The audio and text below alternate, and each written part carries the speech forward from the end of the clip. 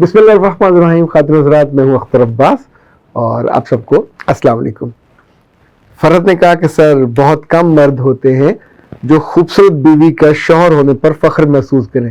ویسے بہت مرد ایسے بھی ہوتے ہیں کہ جن بیچاروں کے پاس خوبصورت بیویاں نہیں ہوتی پر پھر بھی وہ سکون سے فخر کے ساتھ زندگی گزارتے رہتے. یہ چہرے کا حسن، یہ خوبصورتی یا ملائمت، یہ زندگی کا واحد مسئلہ نہیں ہے، پر ہم نے اس کو بنا لیا ہے. بنایا اس لیے ہے کہ صبح و شام جو ہم دیکھتے ہیں ٹیلی ویژن پہ، موبائل پہ، کلپس پہ، وہ بنی ٹھنی لڑکیاں ہیں. اور جو دنیا کا حسن یا خوبصورتی یا جتنی بڑی انڈسٹری ہے، ٹریلین کی انڈسٹری ہے، وہ چہرے کو خوبصورت بنانے کے لیے ہے. باقی سیرت ویرت تو ظاہر ایشو نہیں ہے. سیرت پہ اگر مطلب ایک جگہ کروڑ خرچ آتا ہو صورت بنانے پہ، تو سیرت ہم 1 روپیہ لگانے پہ بھی تیار نہیں ہوتے، نہ کسی کو دینے پہ، نہ دلانے پہ، نہ سیکھنے پہ، نہ سکھانے پہ. پرائورٹی تو ہماری اپنی ہے. اچھا جی، یوزر QZ800 وہ کہتی ہیں کہ بالکل سر، خوبصورت خاتون سب مردوں کو اچھی لگتی ہے، سارے ہی دیکھتے ہیں.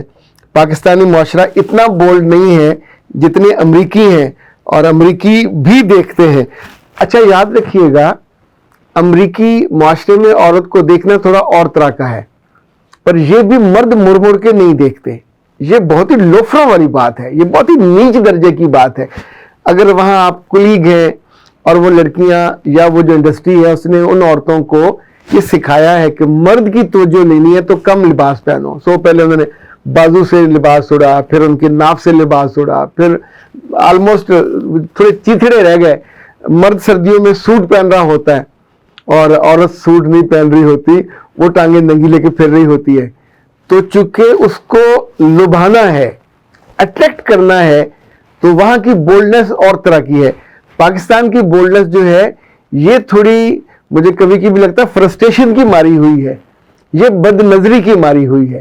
اور یہ ہر آتے جاتے کو انہوں نے دیکھنا ہوتا ہے. یعنی خود اپنی اوقات کتے جیسی ہو، انہوں نے کسی ہیروئن کو ضرور دیکھ کے زبان نکالنی ہوتی ہے، کسی لڑکی کو نہیں چھوڑنا ہوتا.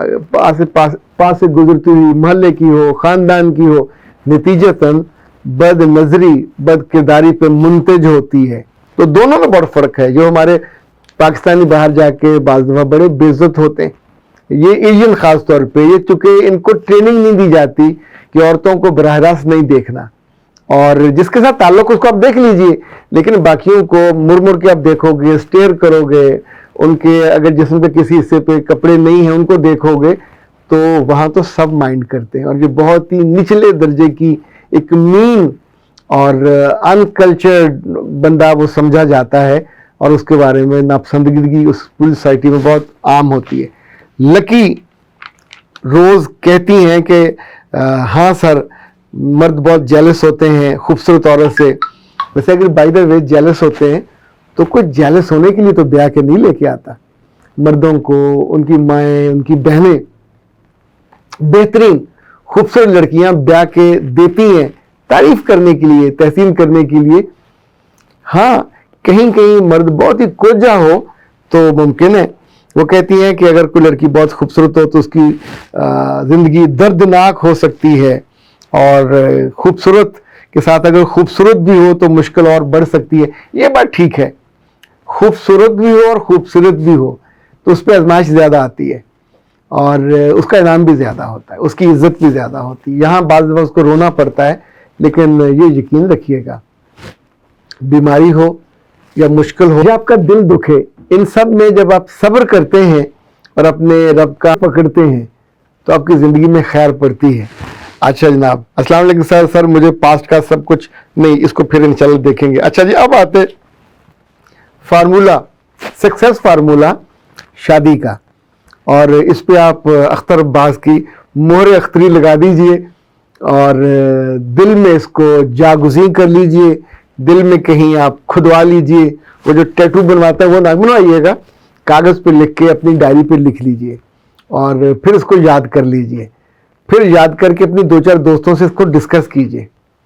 انفیکٹ تھوڑا سا ممکن ہے کسی بات پہ وہ اختلاف کریں.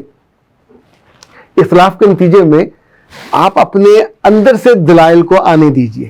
डिफेंड कीजिएगा। जिस चीज को जीना हो, अब लाइक दुनिया में अगर कोई बंदा या बंदी मेरे रब को पसंद न करे, मैं उसके साथ नहीं जी सकता। मैं उसको अपनी जिंदगी से, अपनी दोस्ती से, अपने ताल्लुक से, इट्स आउट ऑफ क्वेश्चन कि वो कितना खूबसूरत हो, कितना उसके साथ माली या सोशल आपका ताल्लुक जुड़ा हुआ हो, और जीरो होगा क्योंकि वो आपकी मोहब्बत के फार्मूले में फिट नहीं बैठ रहा। जो तरजीह अव्वल है वो जिंदगी में सबकी होती है और उसके साथ हम कंप्रोमाइज नहीं करते। ओके, तो ये जो फार्मूला है बुनियादी तौर पे आपकी खुशी का है, ये फार्मूला आपकी कामयाबी का है, ये फार्मूला आपके बसने का है, ये फार्मूला आपके दिलों में उतरने का है, ये फार्मूला आपका दुख से दूर हो जाने का है, ये फार्मूला उन सदमों से, छोटे छोटे सदमों से जो जमा होके पाइल अप होके आपको दुख के दरिया में या दलदल में डुबो देते हैं, उनसे बचाने का है।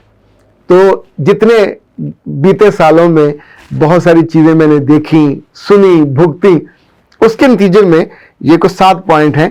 तो पहले हम एक दफा यूं करके तेजी से गुजरते, फिर थोड़ा उसको एलेबोरेट करते, और बाकी काम आप खुद कीजिए। सारे काम हम मिलू तो ना दसो कि मैं ही करके देवा।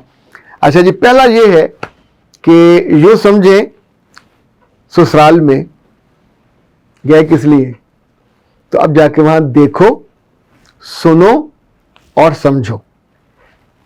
शुरू में कोई आप पे काम का बोझ नहीं होता, तो गौर से देखें ये लोग कैसे जीते, इनका मैनरिज्म क्या है, ये खुश किस बात से होते हैं, इनके यहाँ चीख पुकार किस बात पे होती है, कौन कब आता है, कौन कब जाता है, जाते हुए कैसे करते हैं, आते हुए कैसे करते हैं, खाते हुए किसको मेन सीट पे बिठाते हैं, कौन परोसता है, कौन आगे सर्व करता है, और उस पे कौन थैंकफुल होता है, कौन मुंह बना के खाता है। इनफैक्ट इन चीजों को बहुत गौर से देखें, ये सब चीजें आपके काम आने वाली हैं।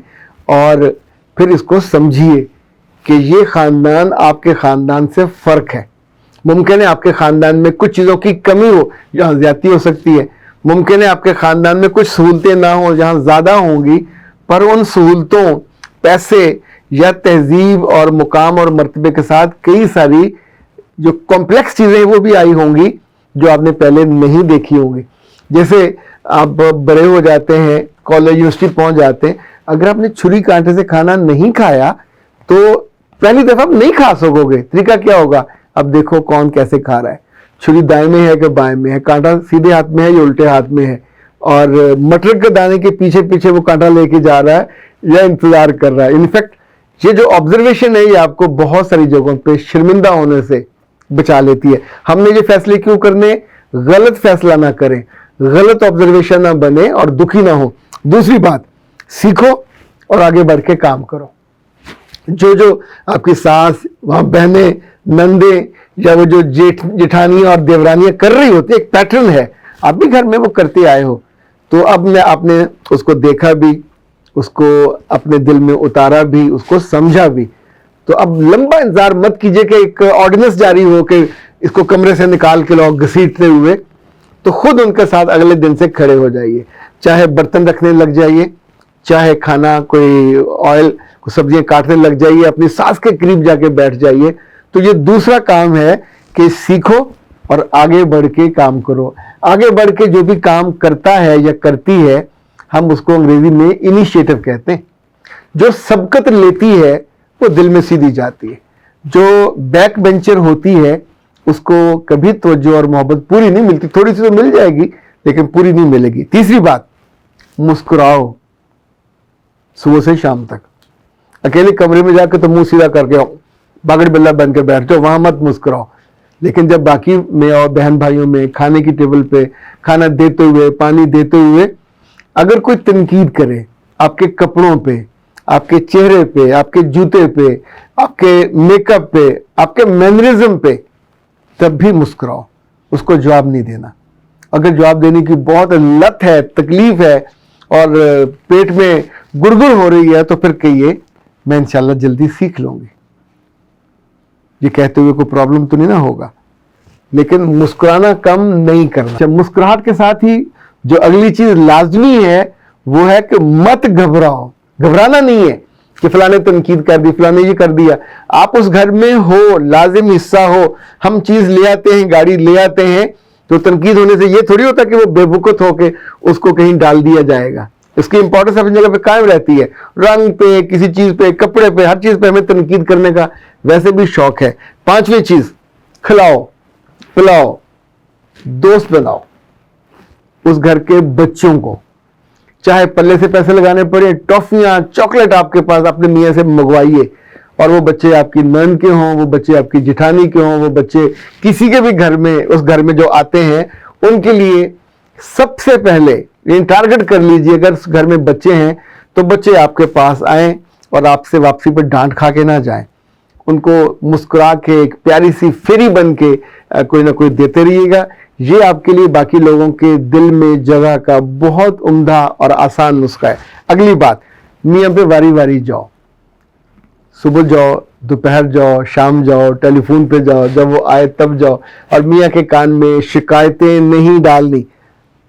اگلی بات، اللہ جس سے محبت اور عزت کے لیے روز ہاتھ اٹھاؤ. ایک دفعہ دعا کر لی اللہ اس گھر میں مجھے عزت دے، تو اب یہ کافی نہیں. اب اللہ کے پیچھے پڑ جاؤ کہ سر مجھے میرے گھر میں آپ نے بڑی محبت سے رکھا، عزت سے رکھا. میرا ماں، میری باپ اور میرے بہن بھائی سب میرا خیال کرتے تھے، تو ان کے دل میں بھی میرے لیے عزت. ہم دعا کے معاملے میں کنجوسی کیوں کرتے ہیں؟ یعنی وہاں سے کوئی بجلی کا بل کی طرح تو نہیں آنا ہوتا کہ تم نے اتنی دعائیں مانگنی ہیں تو اب اتنے پیسے بھی پے کرو. اللہ نے تو دینا ہوتا ہے. وہ انتظار کرتا ہے کہ میری بندی تھوڑا سا میں اس کو اگر تنگ یہ ہو رہی ہے تو آئے گا نا، آ کے مانگے کہ مجھے یہ چاہیے. اور یقین مانیے جب آپ رب سے عزت مانگتے ہو، محبت مانگتے ہو، اہمیت مانگتے ہو، اس جگہ ایون اختیار اور اقتدار مانگتے ہو، تو میرے رب کی طرف سے آتا ہے گرانٹڈ، اور آپ کو وہ مل جاتا ہے. اور آخری بات وہ یہ ہے کہ چھوٹی چھوٹی بات کی شکایت مت لگاؤ، نہ میاں سے نہ اپنے گھر والوں سے. اب ہم ریپیٹ کر لیتے ہیں تاکہ آپ کو یاد رہے. دیکھو، سنو اور سیکھو، نمبر 1. نمبر 2، سیکھو اور آگے بڑھ کے کام کرو. نمبر 3، مسکراؤ اور تنقید پہ یا فرمائشوں پہ مت گھبراؤ. نمبر 4، کھلاؤ پلاؤ بچوں کو اور بڑوں کو اور انہیں دوست بناؤ. 5، میاں پہ واری واری جاؤ. 6، اللہ جی سے محبت اور عزت کے لیے روز ہاتھ اٹھاؤ. اور ظاہر ہے نماز پڑھ کے اٹھائیں گے نا، قرآن پاک پڑھ کے اٹھاؤ گے. ایسے بنا وضو کے اور بنا تیاری کے کرو گے تو پھر خالی ہاتھ آؤ گے. اور آخری، چھوٹی موٹی بات کی شکایت مت لگاؤ. یہ آپ سمجھے میں نے ردم میں سنو، سناؤ، گھبراؤ، جاؤ، بناؤ، اٹھاؤ، لگاؤ، تاکہ آپ کو یاد رکھنے میں آسانی ہو. اور یہ سارا سن کے مسکراؤ اور پھر دعا کے لیے ہونٹ اٹھاؤ. میرے لیے دعا کے لیے ساری دعائیں اپنے لیے مانگو گے تو میری خود غرضی ہوتی ہے. جو آپ کو آپ کی فکر میں غلطہ اور پیچا ہو اس کے لیے بھی دعا کرنی چاہیے. اختر عباس کو دیجیے اجازت. السلام.